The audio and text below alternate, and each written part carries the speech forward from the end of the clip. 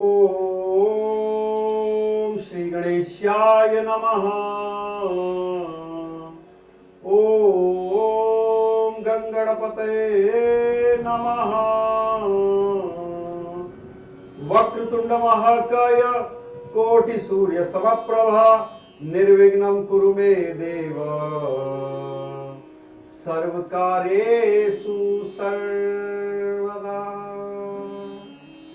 सदा भवानी दाहिने सम्मुख गौरी गणेश, पांच देव रक्षा करे ब्रह्मा विष्णु महेश। प्रभु प्रेमी भक्तों,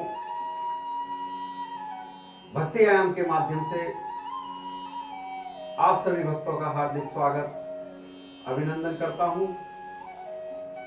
मैं श्री हरिदास आप सभी भक्तों को नमन करता हूं।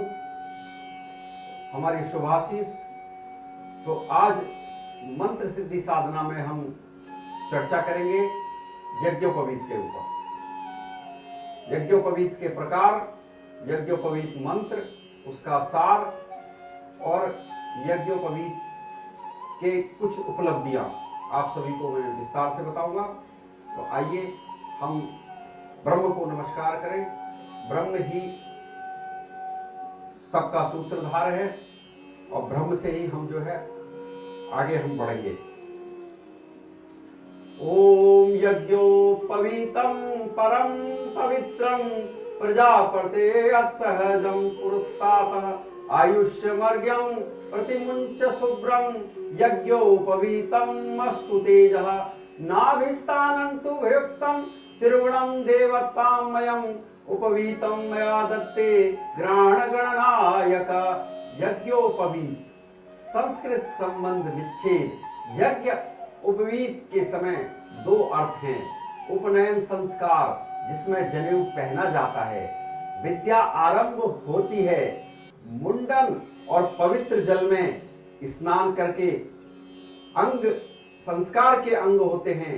सूत्र से बना वह पवित्र धागा जिसमें यज्ञोपवीत धारी व्यक्ति अपने बाएं कंधे भुजा के नीचे पहनता है। यज्ञोपवीत एक विशिष्ट सूत्र को विशिष्ट विधि से ग्रंथित करके बनाया जाता है और इसमें 7 ग्रंथियां लगाई जाती हैं। ब्राह्मणों के यज्ञोपवीत में ब्रह्म ग्रंथि होती है। 3 सूत्रों वाले इस यज्ञोपवीत को गुरु के बाद हमेशा धारण किया जाता है। गुरु दीक्षा पर इसको अर्पण किया जाता है। 3 सूत्र हिंदू त्रिमूर्ति ब्रह्मा विष्णु महेश और इसमें प्रतीक होते हैं। अपवित्र होने पर यज्ञोपवीत बदल दिया जाता है। बिना यज्ञोपवीत धारण किए अन्न जल ग्रहण नहीं करना चाहिए। जनेऊ का आध्यात्मिक महत्व। जनेऊ में 3 सूत्र ब्रह्मा विष्णु महेश और इसके 3 प्रतीक हैं। देवऋण पितृऋण ऋषि ऋण प्रतीक सत्व रज और तम के प्रतीक होते हैं। साथ ही यह 3 सूत्र गायत्री मंत्र के 3 चरणों के प्रतीक हैं। तो 3 आश्रमों के प्रतीक भी है। जनेऊ के एक एक तार में 3-3 तार होते हैं। अतः कुल तारों की संख्या 9 होती है और इसमें 1 मुख, 2 नासिका, 2 आंख, 2 कान, मल मूत्र के 2 द्वार मिलाकर कुल 9 होते हैं। इसका मतलब है कि हम मुख से अच्छा बोलें और अच्छा खाएं, आंखों से अच्छा देखें और कानों से अच्छा सुने। जनेऊ में 5 गांठ लगाई जाती हैं। इसे प्रवर कहते हैं, जो ब्रह्म अर्थ काम मोक्ष प्रतीक है। ये 5 यज्ञों में, 5 ज्ञानेंद्रियों में और 5 कर्मों के भी प्रतीक हैं। प्रवर की संख्या 1 से 3 4 होती है।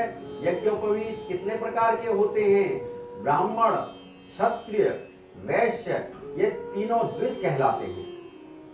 यज्ञोपवीत धारण करने से उनका दूसरा जन्म होता है, जिसे द्विज कहते हैं। द्विज का अर्थ है दूसरा जन्म। पहला जन्म माता के पेट से होता है, दूसरा जन्म यज्ञोपवीत के संस्कार से होता है।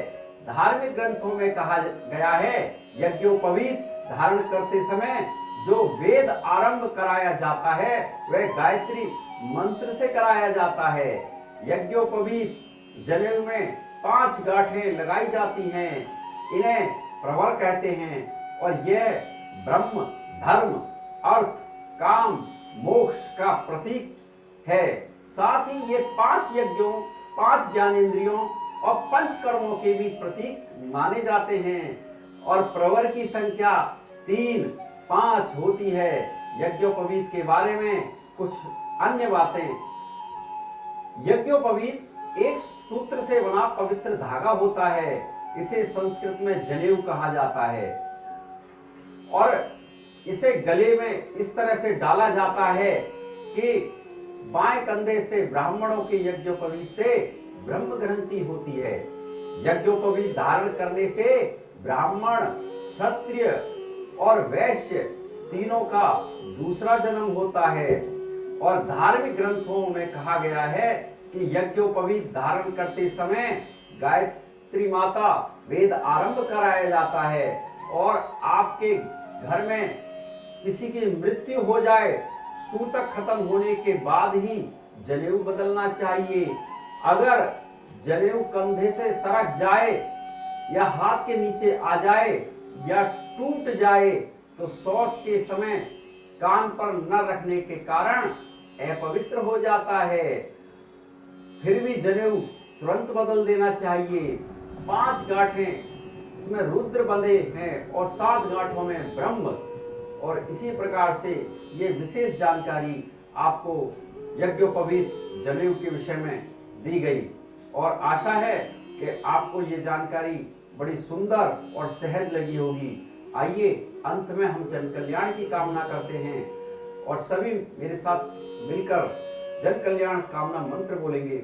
ओम सर्वे भवन्तु सुखिनः, सर्वे सन्तु निरामया, सर्वे भद्राणि पश्यन्तु, मा कश्चित् दुःखभाग् भवेत्।